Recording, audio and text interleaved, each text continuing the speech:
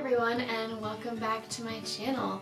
I am so grateful that you are here today. If you don't know me, if you don't follow me on Instagram or Facebook, or if you haven't seen any of my past videos, my name is Miranda. I am a doula and the founder and owner of Wild Child Birthing.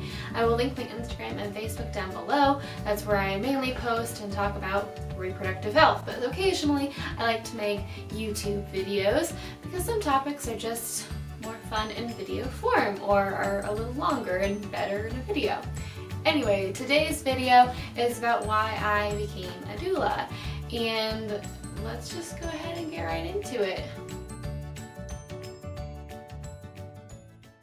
I never really had any big major event that just made me be like, yes, this is why I want to be a doula. There was nothing like that in my life. I have never been pregnant, I've never had a baby, nothing like that. I'm not a mom.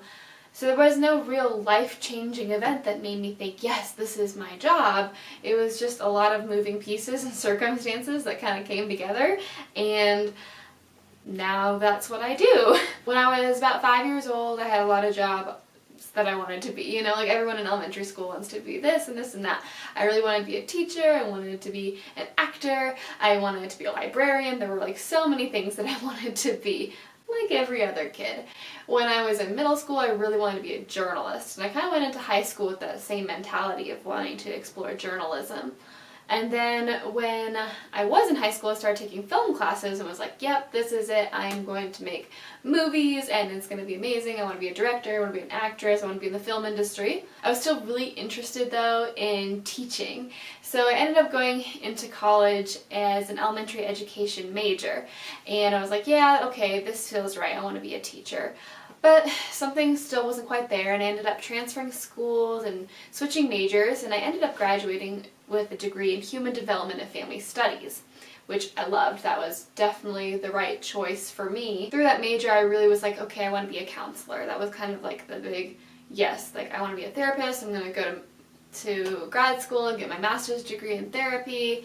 And along those lines, I also started volunteering for a hotline for sexual abuse survivors and domestic abuse survivors, and I loved doing that. And then I was thinking, maybe I want to work at a gender center at a university, or maybe a safe home for survivors. But that didn't really pan out, and I was really yeah, I want to do the counseling thing. But still in the back of my mind, I wanted to be an advocate for survivors, and I wanted to be a teacher and a journalist and an actress and a filmmaker, and all these things that I'd always wanted to be. They were still just kind of there with me and prying and wanting to be part of my life. Throughout all of this, I've always had this fascination with birth. I think that any birth worker, any obstetrician, midwife, doula, whatever kind of birth worker they are, will tell you that they have this innate love and almost an obsession with birth and pregnancy and reproductive health. And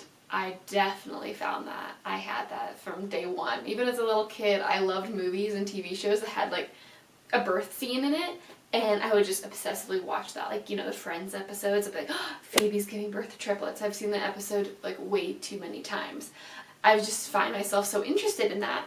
The thing is, I can never ever be an obstetrician or a midwife. I am the queasiest person ever. Believe it or not, I fainted when I pierced my nose. So queasy. So I never really thought that being a birth worker was going to be a thing for me, because I was like, I'm gonna pass out. Interestingly enough, birth is the only thing that does not make me queasy. And I actually think that weakness of mine has turned into a strength, because there are a lot of people out there who are afraid of hospitals, who are afraid of needles, who are afraid of being pregnant and giving birth, and I think that I use what I once thought was a weakness to my advantage and be I understand. I'm so queasy too. I understand being in the hospital doesn't feel very safe. What are your other options? And how can I support you during this time? And I think it's really helped me in this career. I first learned about what a doula was when I was about 16. We had a family friend who was a doula, and I thought, wow, that's really cool. I never jumped right into it because I really didn't understand how do you become a doula? You don't go to college and major in being a doula. So it's just always in the back of my mind of maybe I could do this, but I don't really know where to start. In college, I really started to delve into reading books about birth and watching documentaries, and I even took some hypnobirthing classes, and I was like, yep, this is definitely the job for me. And when I realized that, I also realized how all these other jobs and interests I could do as a doula. Like, here I am editing videos, and I love to edit birth montages for people. I got to be a filmmaker. As a doula, you have to put on a face sometimes. You may be really tired, you may have been out of birth for 30 hours, but you have to push through it. That's acting. I love to write blog posts and social media posts. That's journalism. I love to educate my clients and my social media followers on contraceptives, on medicated versus unmedicated births. I get to be an educator, I get to be a teacher. Of course, I'm a counselor, I'm an advocate for my clients. It really came full circle. I got to be all these amazing things that I wanted to be in one job.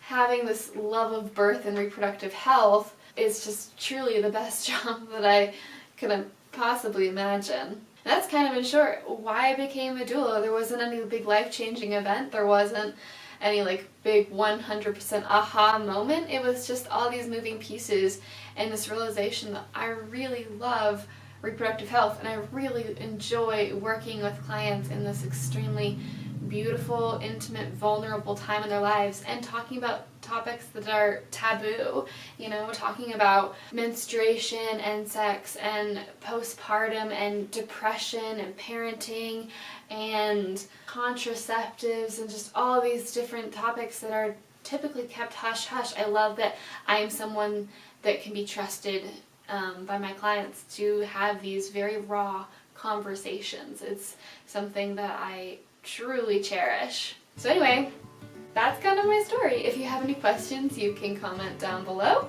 I will leave my Facebook and Instagram links down below as well. Please give me a follow if you're interested. If not, that's cool too. I'll see you next time. Thanks for watching.